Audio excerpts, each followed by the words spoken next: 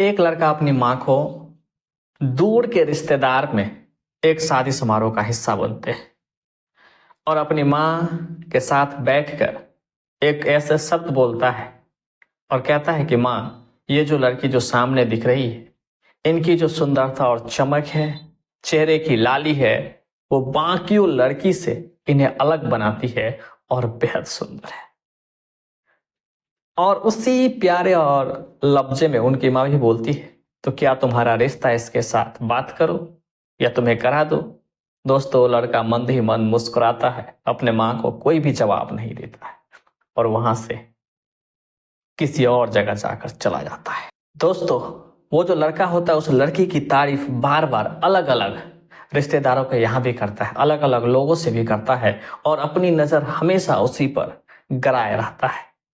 इत्तेफाक की बात यह है कि वर्षों बाद उनसे शादी भी हो जाती है और इतने धूमधाम और खुशी से, और अपनी शादी के दिन जो ये तो दूल्हा होता है, ये लड़का होता है, ये खूब डांस करते हैं, अपनी खुशी का इजहार करते हैं और शादी हो जाता है। दुल्हन घर आती है। दोस्तों, दुल्हन को तो घर लेकर आता है लेकिन सुहाग रात नहीं मनाता है।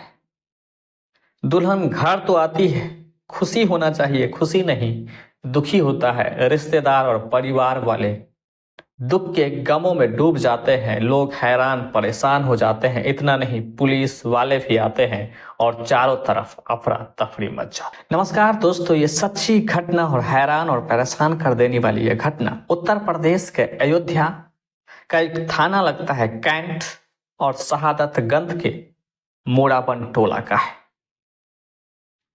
जहां भगवान, उनके 2 पुत्र, 3 पुत्रियां और अपनी पत्नी के साथ उसी मोरावन टोला में रहते हैं।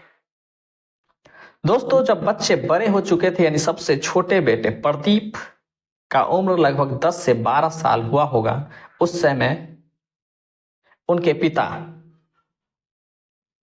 भगवान का मौत हो जाती है। अब पूरी परिवार का जिम्मेदारी उनके जो बड़े भाई होते हैं दीपक, उनके कंधों पर आ जाता है और जो जो प्रदीप भी होश संभालता है तो परिवार की जो जिम्मेदारी होती है अब उनके ऊपर भी आ जाती है।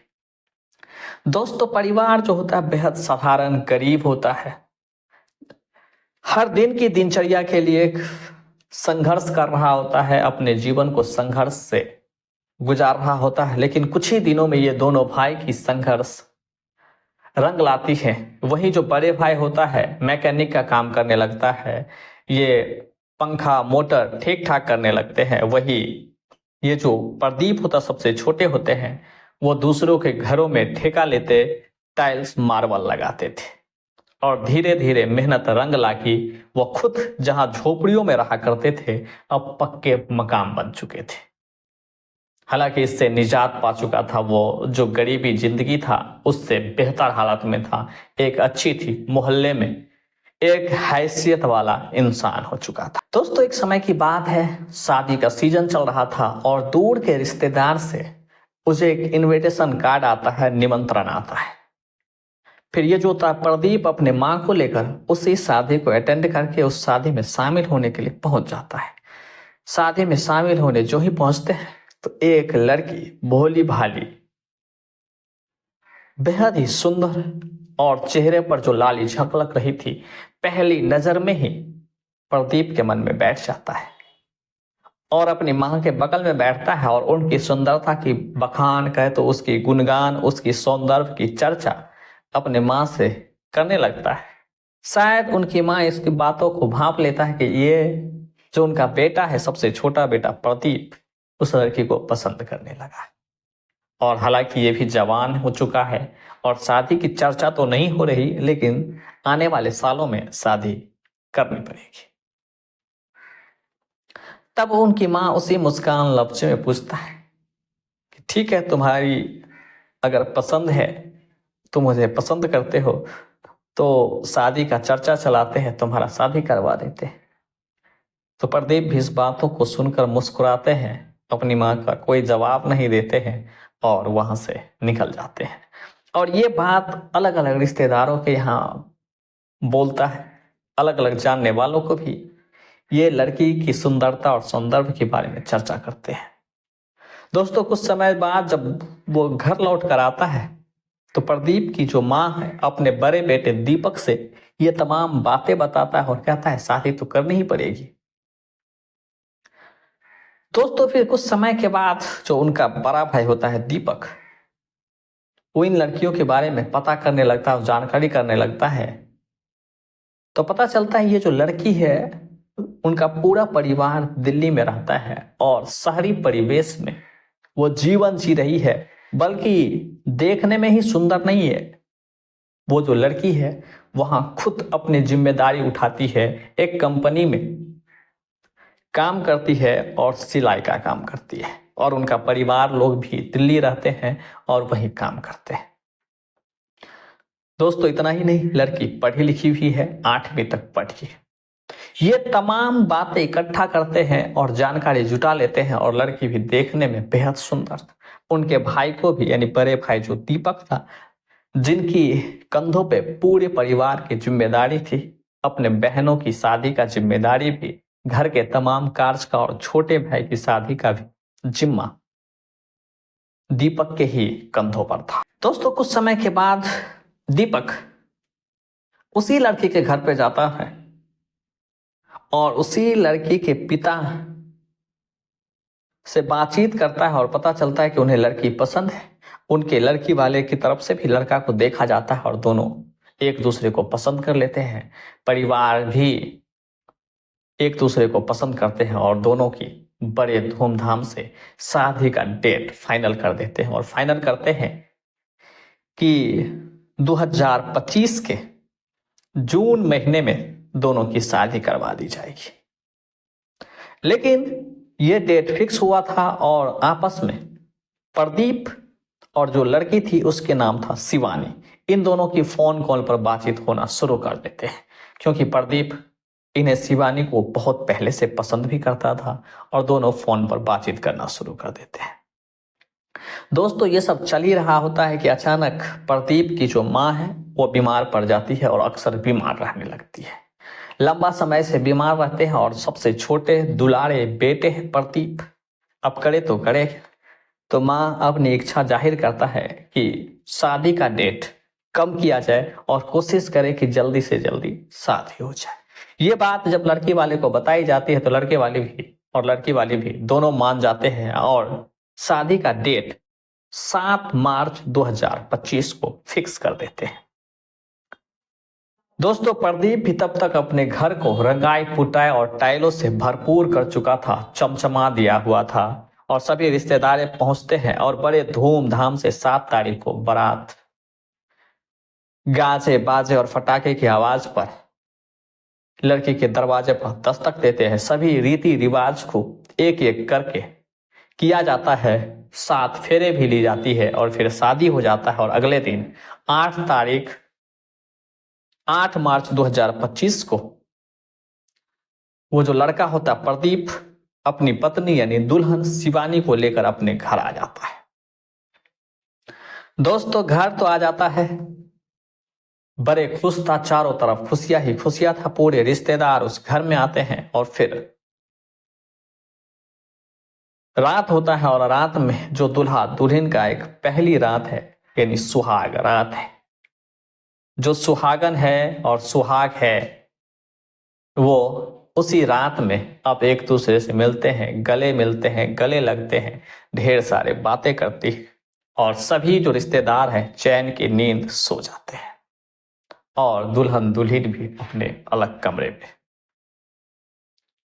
दोस्तों जब सुबह होता है और सुबह से जब सूरज की किरणें भी निकलना शुरू कर देता है तो उनकी जो प्रदीप की भाभी थी, जो नई दूल्हा था उसकी जो भाभी थी, वो अलग अलग लोगों के पास चर्चा करता है कि प्रदीप न जाने अब क्या कर रहा है, सुबह हो गया, उन्हें उठना भी चाहिए और अभी तक घर में ही घुसे हैं, दुल्हन को छोड़ने की नाम भी नहीं लेते। आखिर वो निकलेंगे तब भी दुल्हन निकलेंगे और जो नित्य कार्यक्रम है, जो क्रियाकलाप है वो करेंगे।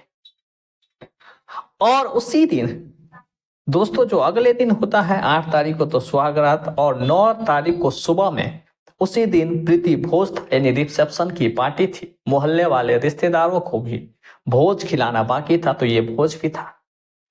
तो उनके बड़े भाई, जो परिवार की पूरी जिम्मेदारी थी, वो संध्या मतलब रात को ही 4 बजे रात में ही वो सब्जी मंडी चले गए थे, ताकि अधिक मात्रा में और सस्ते दाम पर सब्जी खरीद कर लाए और भोज किया जाए। बड़े बड़े बर्तन, भोज काज के लिए तमाम सामान पहले भी ला चुका था। और एक खास बात थी, जो उनके घर में गाय थी, गाय का दूध निकालना सिर्फ इसी प्रदीप का काम था, जो अभी तक अपनी दुल्हन के साथ घर में बंद है। तो धीरे धीरे बहुत ज्यादा वक्त निकल गया, धूप ज्यादा हो गए, छोटे छोटे बच्चे भी उठ गए और कोई भी सोया हुआ कहीं भी नहीं था। अब घर वाले बार बार उस गेट को खटखटाने लगता है, कोई आवाज देता है लेकिन रिस्पॉन्स नहीं आता है। न तो कुछ कहता है कि रुको मैं 5 मिनट में निकल रहा हूं, या थोड़ा देर और इंतजार करो, ऐसा कोई जवाब ही नहीं आता। तो एक आदमी खिड़की से झांकने की कोशिश करता है और तिरछी नजर से उन्हें देखता है, तो देखता है कि जो दूल्हा है वो पलंग पे नहीं है, बल्कि हवा में लटक रहा है, और दुल्हन है वो बेड में पड़ी हुई है। जब बड़े बड़े लोग गौर से देखता है तो पता चलता है कि जो दूल्हा है प्रदीप, वो फंदे से लटक रहा है। ये बात तुरंत फोन करके उनके बड़े भाई को बताया जाता है, और बड़े भाई को बोलता है कि जैसे तैसे आप जहां हैं जल्दी आइए, घर में बहुत बड़ी समस्या हो गई है।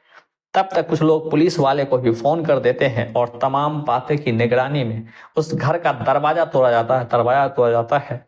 तो साफ साफ दिख रहा था वो मंजर, वो दृश्य, वो खौफनाक पल कि प्रदीप फंदे से झूल रहा है और उसकी पत्नी बेड पर मरी हुई अवस्था में है। पुलिस उस लाश को कब्जे में लेता है। जब हॉस्पिटल पहुंचाता है तो डॉक्टर भी कहता है कि ये मर चुका है, पोस्टमार्टम के लिए भेज दिया जाता है। दोस्तों, जिस परिवार में खुशी का माहौल था, सभी लोग खुश थे, गाजे बाजे थे, हंसी खुशी के साथ, रिश्तेदार भी एक दूसरे के साथ बड़े उमंग थे, नई दुल्हन के साथ और भी खुश थी। लेकिन ये घंटों नहीं लगा इस खुशी को गम में बदलने के लिए। इस गम के आंसुओं का धारा बहने लगा, चारों तरफ हाहाकार मच गया। एक एक नहीं बल्कि 2-2 लाशें उस घर में आ चुकी थी। अब किसी को कुछ समझ में नहीं आ रहा था, क्योंकि दूल्हा दुल्हन पहले से एक दूसरे को जानते थे, बातचीत भी करते थे। अब करे तो करे क्या, अब दोनों खत्म हो चुके थे। उनके माता पिता भी आते हैं और बताया जाता है। तो अब मायके से लेके ससुराल तक दुखों का मातम था, सन्नाटा था, सब गम में डूबे थे। लेकिन प्रश्न यही था, आखिर हुआ तो हुआ क्या।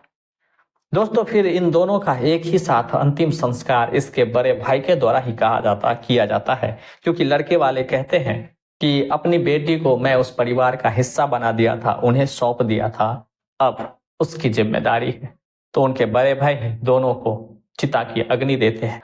दोस्तों, इस रहस्यमय मौत के पीछे का जो कयास लगाए जा रहे हैं, अनुमान लगाए जा रहे हैं, कि जब यह दूल्हा यानी प्रदीप अपने कमरे में अपनी दुल्हन के उसी कमरे में पहुंचता है, पहुंचने के कुछ समय बाद इन दोनों बातचीत करता, और बातचीत के सिलसिले में ही उसके मोबाइल में कुछ मैसेज आना शुरू होता है।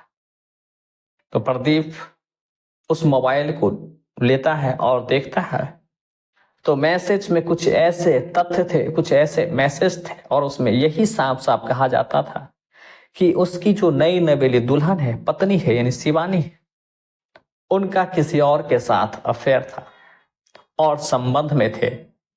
उनका कुछ जो अश्लील या कहे तो ऐसे फोटो जो समाज और लोगों के सामने नहीं लाया जा सकता है, कुछ ऐसे फोटोज वीडियोस था, जो अब एक नई जिंदगी शुरू कर चुका था प्रदीप के साथ, शिवानी इसके मोबाइल पर भेज देता है।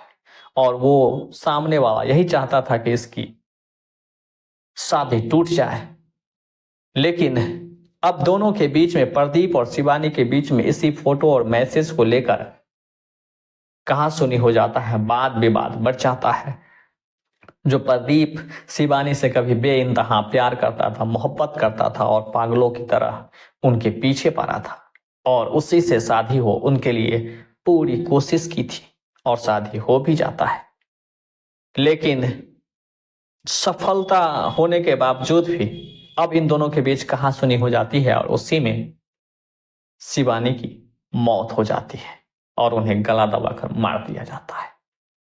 अब घंटों बाद उन्हें लगता है कि उनकी जीवन साथी जीवन में 7 जन्मों की साथी बनने की कस्में खाने वाला कुछ ही घंटों में अब छोड़ के चला चुका है। और घंटों बाद प्रदीप को यह एहसास होता है कि उनसे बहुत बड़ी गलती हो गई, भूल हो गई, ऐसा नहीं करना चाहिए। उसके लिए कोई ना कोई रास्ता जरूर निकलता, लेकिन उन्होंने इंतजार न किया और अपने गुस्से पर काबू नहीं रख पाया। और जो अपनी पत्नी को तो गला घोट ही चुका था और अंत में लगता है कि यह समाज उन्हें माफ नहीं करेगा और उन्हें भी जिंदा रहना सही नहीं है। खुद भी पंखे में फंदा लगाता है और खुद गले में डालकर झूल जाता है। और इस तरह दोनों की ये जो जीवन लीला है, 7 जन्मों की कस्मों वाला, सिर्फ 7 घंटे भी नहीं चल पाता है और खत्म हो जाता है। दोस्तों, सिर्फ यही कहा जा सकता है कि एक मैसेज और एक फोटोज और कुछ मैसेज के वजह से ही इन दोनों की जीवन लीला यानी जीवन का अंत हो जाता है। दोस्तों, ये बेहद ही दर्दनाक है, दुखद है और जिस परिवार ने अपनों को खोया, शायद इस सदमे को बर्दाश्त करने या भुलाने में कितने दिन लगेंगे शायद पता नहीं। इस घटनाक्रम के बारे में आप क्या विचार रखते हैं, हमें कमेंट करके जरूर बताएं। अगर आप यहां तक आ गए तो वीडियो को एक लाइक कर दीजिए और चैनल को भी सब्सक्राइब कर दीजिए।